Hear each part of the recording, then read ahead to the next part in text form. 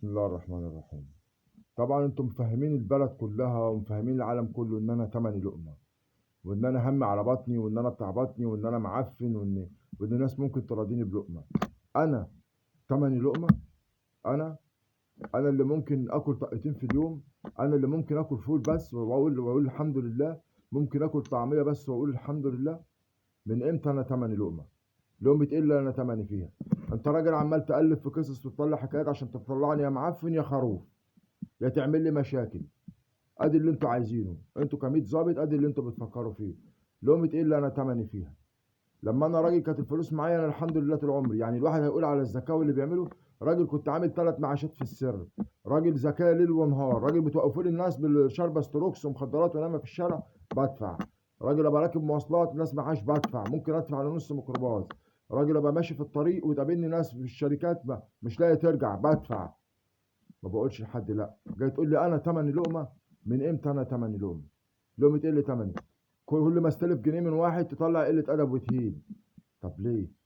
عشان ايه ده كله؟ لو راكب ميكروباص يبقى الميكروباص ده بتاع راجل وانا مراتي هتبقى تبعه وانا خروف ليه. عمال الاصفر قصه والاخضر قصه والاحمر قصه والاصفر قصه والابيض قصه. عشان ايه ده كله؟ عمال تألف لي في حكايات. لو رايح اشتري طلب من عند حد تألف لي عليه قصه عشان اطلع خروف. لو رايح فرن تألف عليه قصه عشان اطلع خروف. يا أخي إن الذين كفروا سواء عليهم أنذرتم أم لم تنذرهم لا يؤمنون. ختم الله على قلوبهم وعلى سمعهم وعلى أبصارهم غشاوة ولهم عذاب عظيم. ومن الناس من يقول آمنا بالله واليوم الآخر وما هم بمؤمنين. يخادعون الله والذين آمنوا وما يخدعون إلا أنفسهم وما يشعرون. في قلوبهم مرض فزادهم الله مرض ولهم عذاب أليم بما كانوا يكذبون. وإذا قيل لهم لا تفسدوا في الأرض قالوا إنما نحن مصلحون. ألا إنهم هم المفسدون ولكن لا يشعرون. صدق الله العظيم. هم دول أنتوا. الآيات دي أنتوا. وعندي آية تانية: يا أيها الذين آمنوا إذا جاءكم فاسق بنبأ فتبينوا أن تصيبوا قوما بجهالة فتصبحوا على ما فعلتم نادمين. صدق الله العظيم. ده برضو أنتوا.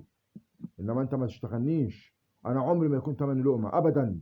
استحالة. ولما تحب تطلعني خروف طلعني خروف قدام عيني، ما تطلعنيش من ورا مني.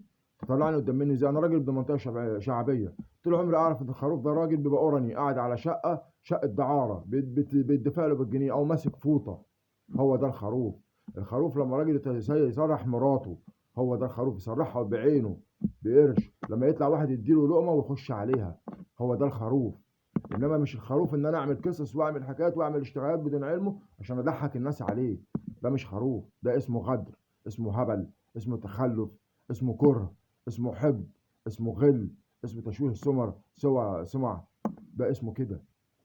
انما الخروف بيبقى عيني عينك، عين عينك علما وبيانا، عيانا وبيانا. هو ده الخروف.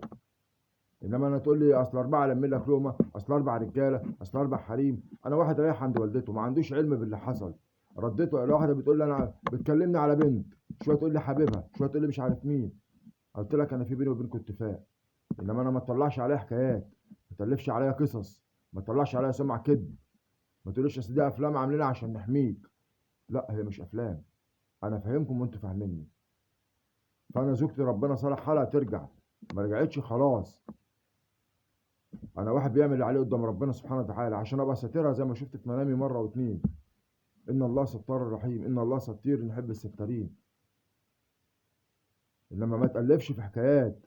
ما تقعدش تشبكني وتفضل تعمل لي في مشاكل عشان تفرقوا بيني وبينها. حرام. اتقوا يوما ترجعون فيه الى الله. هي اللي انتوا بتقولوه هي بترصوا. انما لو سبتوها هتعيش. انا فاهم وانتوا فاهمين. وانا مش غاصبها. ما تالفوش قصص. بلاش قصص واشتغالات.